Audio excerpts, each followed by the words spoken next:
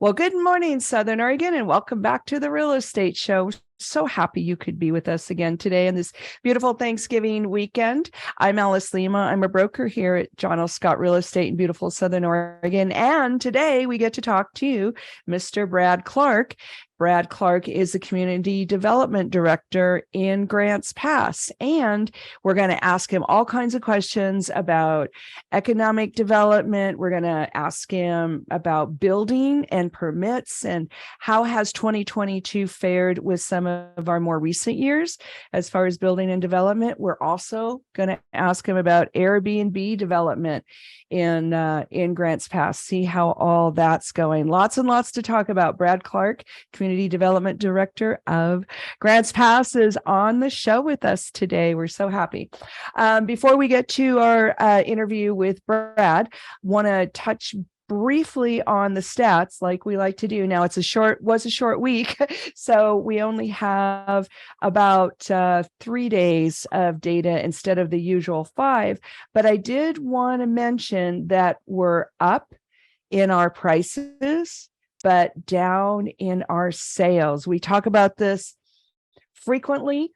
Just want to give you some numbers that, for example, Jackson County is down 7% year to date for numbers sold, but the prices are up 5%. So Jackson County down 7% in sales year to date, up 5% in price. It's just not our normal thing, right?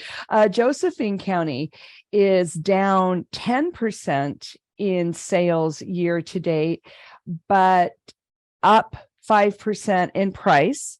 So that's interesting. Josephine County is also up 5% in price from last year, but their sales in Josephine County are down 10%.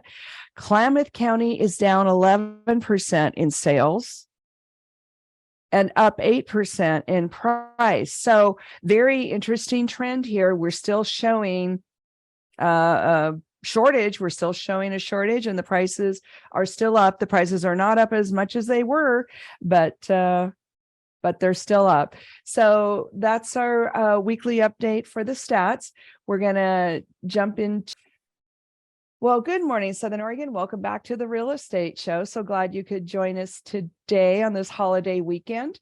I'm talking to Brad Clark, the Community Development Director in Grants Pass. Hi, Brad. Good morning. Yeah, thank you so much for doing this. We really appreciate it. Why don't you tell us a little bit about yourself and your position and what Community Development Directors do in Grants Pass? Absolutely. Well, appreciate you having me on.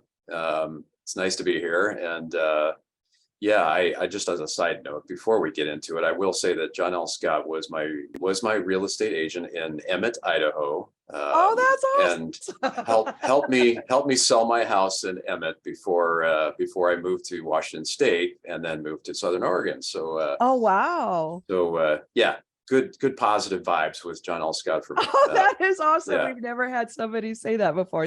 Thank you. Yeah, the agent that I worked with is actually on the city council there in Emmett, and Michelle Welch, and she's still there doing great work. So we'll send her a note. Thank you for those kudos. Yeah.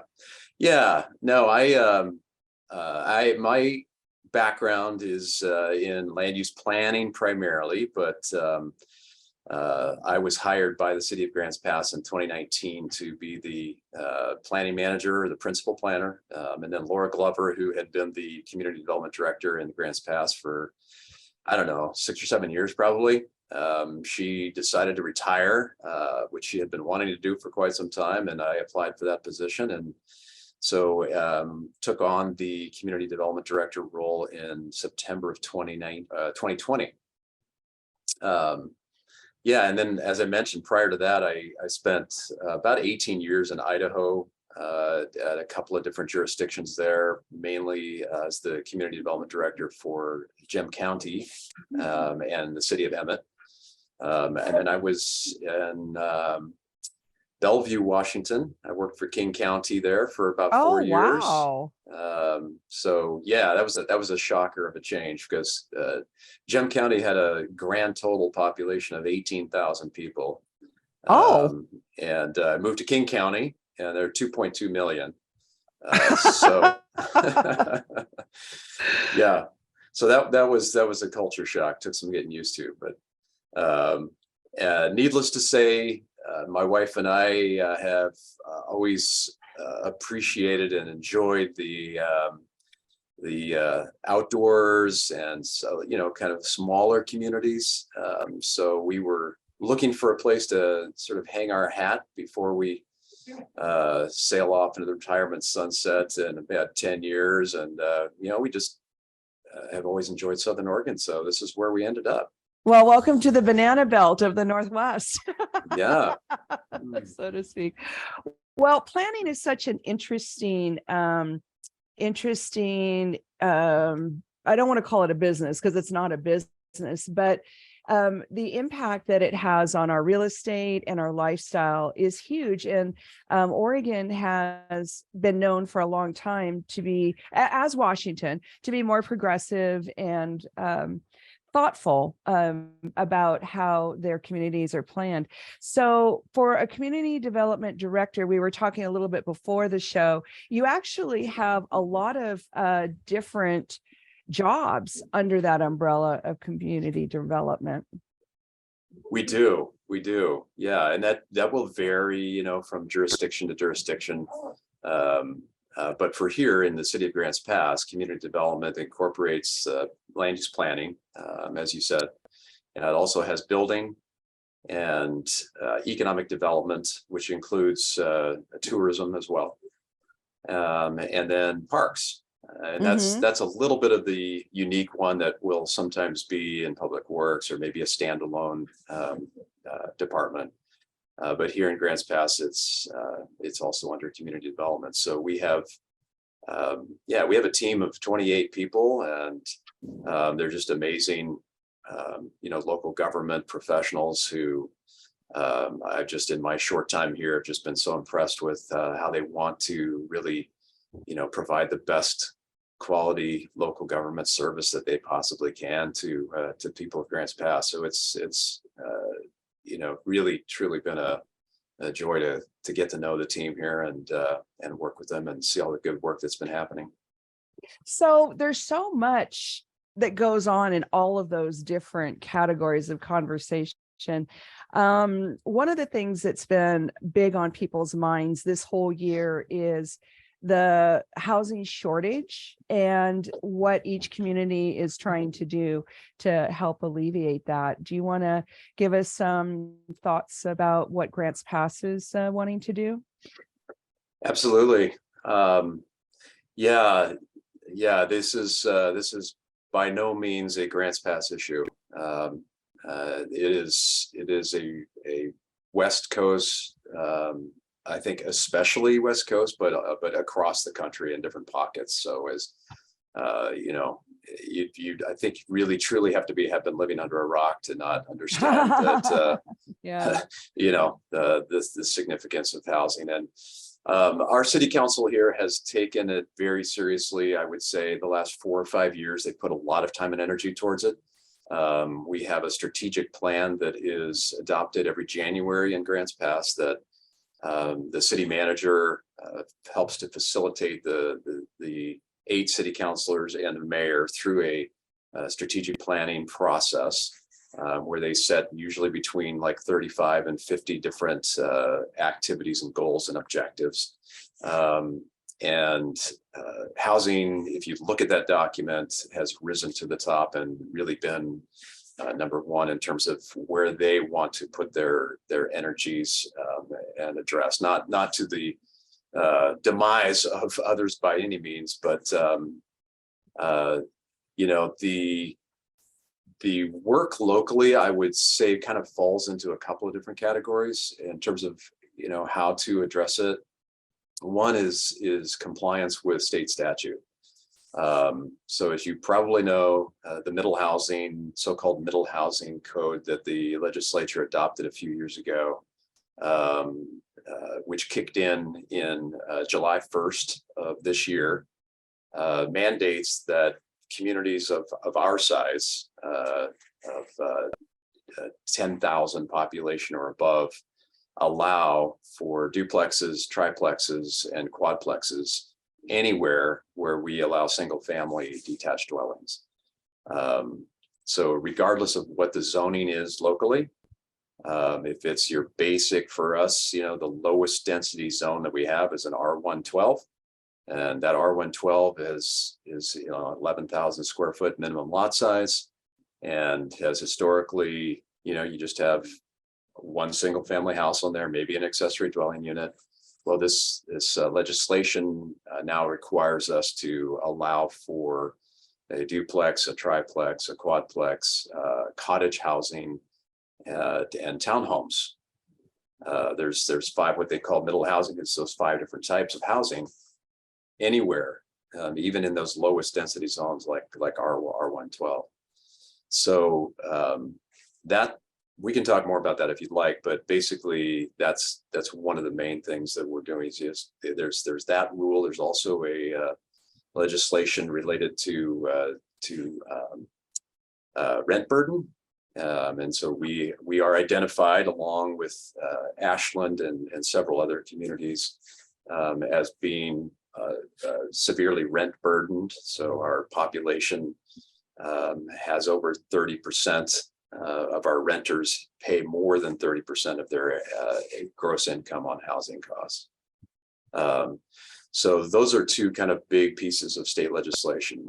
Separate from the state legislation, though, we also do have some things locally. The council has dedicated almost half of its ARPA funding, American Rescue Plan Act, to housing initiatives. So they made that decision about a year ago. They have also chosen to put over $10 million of Urban Renewal Agency money towards housing. Wow. That's over the course of 30 years. We have a 30-year plan, but so this isn't still, that's a lot of money. Still a lot of money. Still a lot of money. We're not griping about that. Yes. And then another piece that they have done, which kicked in January of this year, was a construction excise tax, CET. And that is a tax that the Oregon State Legislature enabled in 2017, which basically said local governments can locally adopt a construction excise tax to create a fund that is just used to support affordable housing. So how does that money get distributed? Or is it still too new? We have not distributed any yet because we just started collecting it in March. It's a 0.5% of your building permit valuation for residential. Okay. So whatever the value of your building permit is, over $50,000. We don't charge it on building permits that are under $50,000. But if your project is valued at $50,000 or above, then 0.5% of whatever that is, does go into this fund. And then for commercial and industrial projects, it's 1% of the valuation. So the council just talked about this on Monday, actually, at a workshop that they had, in terms of your question about how does it get distributed. So it hasn't been formalized, but they're leaning pretty heavily towards a grant program, basically, where we would put out a request for proposals, maybe once or twice a year, that says, hey, there's 200,000 or there's 300,000 sitting in this pot. If you are creating housing, if you're rehabbing housing, if you're looking for some assistance with system development charges, all those things would be eligible to basically put a proposal in to how you want to use that funding. Wow, there's just so much to ask about this, because I'm just dying to know how many people are trying to add units to their property, but also want to talk about just the reaction from the citizens of your area to all these changes. The builders, like, I don't even know where to to go next. There's so much to talk about. Yeah. Well, so let's where do you ask. want to go? Yeah. So let's talk, because we only have like a minute before we have to take a break. Do you have any numbers on permits or any permit activity for 2022 yet, or is it too soon? As a matter of fact, I do. I did pull that up right before our phone call. So for year to date in calendar year 2022, the city of Grants Pass, and of course, this doesn't include any portion of Josephine County outside the city, but in the city limits, single family homes, there's been 81, duplexes 26, multifamily 3, and manufactured homes 3. Wow. So 113 new units for 2022. Well, and we're going to talk more about that. We got to take a quick break. We're talking to Brad Clark, the Community Development Director in Grants Pass. Great show, great information. Don't touch that dial. We'll be right back. Well, hey, everybody. Welcome back to the Real Estate Show. Thanks for joining us. We're talking to Brad Clark, the Community Development Director of Grants Pass, and he has lots and lots of experience in the Pacific Northwest, and recently came here to work in Grants Pass. We're so glad to have you, Brad. Thank you. So right before the break, we were talking about the number of permits. We had a little over 100 so far for 2022, but that's probably the bulk of it because it's almost the end of the year. Yeah, exactly. Yeah, you do tend to see some slowdown, as the weather changes, but we're still issuing permits. So, are you okay? We'll see a few more going out the door, I'm sure. Okay. So for what's been issued so far, when you look at that, those numbers of permits in the different categories you were talking about, what kind of input feedback do you assess from reading and analyzing that information for 2022? Yeah, well, like what kind of conclusions do you draw? We're going to be the lowest number most likely in the last 2 years for sure. We issued 182 permits in 2020. We issued 165 last year, and this year it looks like we're probably going to pull in around 120 or so. So that was during shutdown, you issued more permits than this year? During COVID? Yeah. We did. We saw zero. That's interesting. Zero slowdown. Yeah, as a matter of fact, there was a bit of an uptick. Huh. Yeah. Well, people were at home thinking, what can I do with my house or my investment, or so the contractors were outside and working, and as a matter of fact, here at the city, we didn't have a single day that we weren't in the office during COVID. Wow. Yeah, we did put up the plexiglass, of course, and we put in other measures, but it was, yeah. So that, I certainly think, as other jurisdictions are seeing, and you in the real estate industry, no doubt, are seeing the impacts of the increased mortgage rates or interest rate for mortgages. And some of our local developers have stated that, that is having an impact on the folks on their wait list. Some people are dropping off, say, hey, I'm just gonna wait and see what happens, and either pulling out of an order or just choosing to stay where they are for a while to see what happens with the interest rates. But and then of course material costs. Lumber has had so many ups and downs over the last couple of years, and that's having some effect. So the platting of land is another indicator that we look at. How many new lots are in the pipeline? Can you take one quick second and just briefly define plat, because not everybody knows what that means? Oh, sure. So there's a subdivision plat or a partition plat is basically, the land division. The taking a single parcel of land and dividing that into multiple pieces. And a partition in Grants Pass is 3 lots or less. And then if you do 4 lots or more, that's the subdivision, and that's consistent with Oregon statute. So most, communities have that same definition, but so yeah, those are ways that you can create new building lots. And we have probably around 350 or so that are in the process right now of being created. That's a lot. That's quite a few. Yeah. So they've come in the door. They've said, here's our design. Here's our money. Here's the money. Here's where we're going to put the sewer. Here's where we're going to put the water. And gone through that much of a process, but they haven't actually, gone to the county courthouse and recorded their plats, so they're not actually able to sell them yet. So there's that. You can't sell one of those new lots until it's actually been recorded at the courthouse. So right. But we still see it as an important. I mean, if the landowner or developer goes as far as most of these do, it's pretty rare that they're going to pull out unless you have like a 2008 recession or something.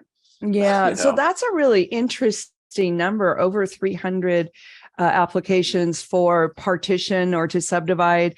And do you count one like homeowner who's just dividing their yard in half as a partition, the same as a subdivision that's doing 16 houses? It's the same. We're using the same word, right? We are. Yeah. Yeah. So yeah. And that's 350 lots, not 350 applications, just to be clear. 350 lots. Yeah. So are you surprised at that number? I wouldn't say I'm surprised. I mean, that's been fairly consistent in the last 5 years, at least the data that. Okay. So that's not any great shakes for you guys then. Yeah. That doesn't mean that somebody, will actually complete. Some of them may end up dropping out of the application process, but and some of those are going to be strictly for duplexes. So, that's one lot will hold 2 units. So, it's an indicator, but, in this world, it's just one until they actually get the house built. It's not worth much to those people that are looking for housing. Yeah. And it's kind of a lengthy process, isn't it? It is from the time that, you buy a piece of land and you say, I want to subdivide and put in the streets and curb gutter sidewalk and put in all your sewer and water and storm water. And it depending on how many lots you're creating and how deep your pockets are, your dreams, how big your dreams. Yep. Yeah. It can take a while. So, in solving the housing shortage, one of the pressures that we're seeing on the real estate side is people are choosing to use their rentals for short-term, what we call traveler, Airbnb, executive housing instead of our normal vanilla long-term rental. So how is Grants Pass, and your office addressing that phenomena? Yeah. We refer to them as vacation rental dwellings here in Grants Pass. Our development code defines them as 27 days or less in a 30-day period. So that is basically a short-term vacation rental dwelling, Airbnb, something like that. And we do, since 2017, have required a separate land use application to actually get them approved. Whether you're using Airbnb or VRBO or which platform you're using, doesn't really matter, even no platform at all. If you're going to advertise it for short-term rental, then you do have to come in. And we do notice the immediate neighbors around that unit, so they do have a chance to comment on it. I did pull out those numbers. We've issued 12 of them this year. We issued 10 of them last year, and it looks like 14 the year before. So we're ranging between 9, 10 to 14 or 15 a year. Most commonly, we're seeing them in older homes and usually smaller. But this last year, we did have a couple of 5-bedroom houses that converted to vacation rental dwellings. A couple of them had pools. So they're kind of seeing them market to maybe larger groups or something like that. Is there concern around them? I would say, depending on the neighborhood, yes. We have had some opposition, concerns about the character of the neighborhood. When you have somebody advertising, on national platforms to, hey, come to Grants Pass and use this house for your vacation rental. When it's used by traveling nurses, or some other traveling professionals in the software industry, less of a concern. Those are usually pretty quiet, 1 or 2 people at the most in them. Traveling scientists from BLM. Right. We presume they're going to be super quiet too. Right. Yeah. So they're, depending on who you talk to, they can be a concern. We haven't seen them rise to the level of some resort communities. For example, I know in Idaho, where I used to work, the Ketchum and Sun Valley area in central Idaho has actually put moratoriums on them from time to time. They're taking them out of the regular housing stock, as you pointed out. And for us, where we have thousands of dwelling units and less of an economy where people are just coming here to ski or something like that, it's it hasn't risen to I would say a red light, blinking red light concern, but it certainly is something we're watching closely to see how many new short-term rentals continue to get put into the market, and which neighborhoods they're popping up in. Yeah, because the pace of those vacation rentals gives us some warning if we're going to have an even bigger problem in our regular long-term rental pool.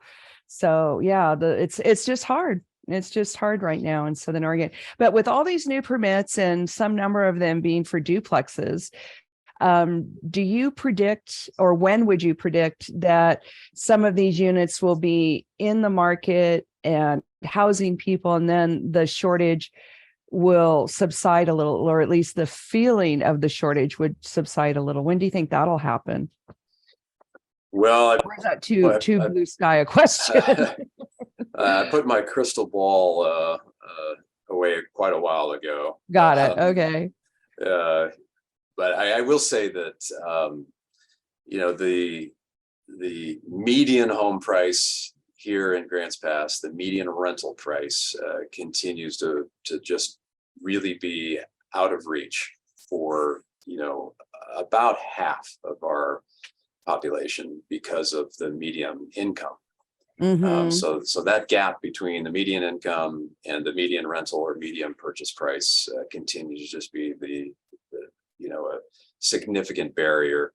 And so that's why we're excited in community development to be working also on the economic development side, because really doing whatever we can to help incentivize and facilitate those job creators that can really help to increase the number of jobs that are paying. That's our next topic. So hold that thought, Brad. We're talking to Brad Clark, the Community Development Director, Grants Pass. We're going to have to take a quick break. We want to say thank you to our sponsors, John L. Scott, Ashland, Medford, Guy Giles, Mutual of Omaha Mortgage, and our local Rogue Valley Association of Realtors. We thank you for sponsoring us so that we can bring you this show every single week. It's a great educational experience for our listeners. So stay tuned. We'll be right. Well, welcome back to the Real Estate Show, folks. I'm Alice Lema. I'm a broker here in beautiful Southern Oregon with John L. Scott Real Estate, and have the huge pleasure of interviewing Brad Clark, the Community Development Director in Grants Pass, Oregon.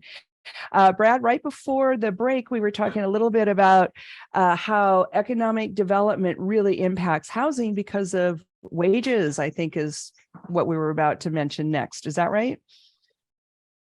Yes, it is. And as you and your listeners know, I mean, there's a lot of McDonald's signs around that say $15 an hour, or Taco Bell at $16 an hour. And, certainly those are helping folks. But, if you're looking to buy a $330,000 house, it's not going to cut it. So, it's either finding roommates or living with family, or finding some kind of alternative housing style or product out there. So, we're doing what we can to incentivize those developers who do work kind of at bringing in housing that has some kind of subsidy. Although we're not focused on that, there's really no other way at this point on the supply side, to get the housing at a point where a lot of those folks around that minimum wage can get into housing. But yeah, on the demand side, it's really about increasing their ability to qualify, right? And whether they want to get the rent deposit, which anymore is can be significant. If somebody's several $1,000s. For rent deposits. So a lot of times that's what we're hearing can be one of the main barriers. So, how do you get that? Well, it's, increasing the opportunities for jobs that pay more than the minimum wage. So that's much, much more difficult to do than it sounds. And, we're fortunate to have Asante and Master Brand Cabinets and Rogue Valley Door and, lots of other businesses that are paying good livable wage jobs, but we need more. And some of that's just working through our economic development manager and, to get the word out to folks that Grants Pass is business friendly, and we want to see, employers consider us at least, and ideally, come in and get a permit and actually start building and creating opportunities for jobs. So, that's a lot of networking. It involves a lot of connecting with folks like SoREDI, the Southern Oregon. They're great. They work so hard, those people. Yeah. So we've been a member of SoREDI since the beginning. We were one of the founding members, and so we rely on them heavily, and then coordinating with Chamber of Commerce. We have a very active Chamber of Commerce here in Grants Pass, Josephine County, as well as our Small Business Development Center with Rogue Community College. I bet people don't know that Grants Pass is so business friendly. I bet that's going to be news to a lot of people. Oh, well, let's get it out. So in addition to trying to piece together a little more supply for housing and some better wages and better business environment, what other possibilities are there in Grants Pass to kind of help the situation? Yeah, so one of the tools that we have is our Urban Renewal Agency, and that's been in place since 2016 here in Grants Pass. It encompasses about 1,300 acres. It's a pretty broad area, kind of going from I-5 down from 6th and 7th, into downtown, And then it all Mm-hmm. goes out east towards the Fred Meyer area. There's E and F Street. We have some Uh-huh. industrial lands there, and then the old Spalding Mill site, which is out on the east part of town, which has had some development in the last 7 to 8 years, but there's still a lot of land that's vacant out there in Industrial Park. So we're really trying to leverage some of our general fund money, but also some other grants and some brownfield money, which is a federal program to clean up some of that and be able to get sewer and water out there Mm-hmm. to the Spalding area. So Mm-hmm. so that's one thing. And then the Urban Renewal Agency does offer assistance for infrastructure, putting in a new sewer or putting in water, putting in some kind of new street. So people can get help paying for that? They can. Oh, nice. As long as they're within the boundaries of that 1,300 acres or so. Yeah. Uh-huh. Okay, Yeah. that's super cool. Yeah. So that's one tool we have. We also have some other, like light up your storefront grants, security camera grants, other smaller system development charge grants that can help out some of our smaller business owners who and maybe just want to expand where they are, or are looking to relocate in town. This provides them just a small assistance that can sometimes just help push them over fill in that gap a little bit. Wow. So grants are available from a variety of sources in the Grants Pass area to help people offset some of the fees for expansion or development. Right. Yeah, that's super exciting. How do people find out about those grants and the logistics of all that? Yeah, on our City of Grants Pass website, if you just go to the economic development area, then our economic development manager, Dana Pierce, her information is there, and she can just happy to walk people through the process and help them through the application. And some of them go to the city council, some of them don't. It just kind of depends on the level of request. But that's probably the best thing to do is just either call us up at community development or visit the webpage. Mm-hmm. And I have to say, you guys are awesome about communication. These guys answer their phone, they talk to you, they help you through it. The website is fantastic. For I think a community the size of Grants Pass, you guys are just doing a bang up job of getting this information out to people and just answering the phone. We get people coming from California and other parts of the country, and they're just shocked that anybody answers their phone up here. It's true. Yeah. So thank you for that. Yeah. Well, we love Grants Pass. We want to see more happen up there, and we'll just make sure that the businesses get the information, the help they need through these grant programs. Absolutely. Yeah. So we only have a few minutes left. Do you want to give your website address out? Sure. Yeah. www.grantspassoregon, all spelled out, all together, no dashes, .gov, G-O-V. Great. Well, Brad, it was really amazing. I hope you have a wonderful rest of the Thanksgiving weekend. Appreciate your time so much. This broadcast will be repeated tomorrow, Sunday at 6 p.m. on KCMX, and that's now on FM 99.5. Just a reminder, the AM tower on 880 is going to be discontinued soon. Have a beautiful weekend. Thanks again, Brad. Thank you very much.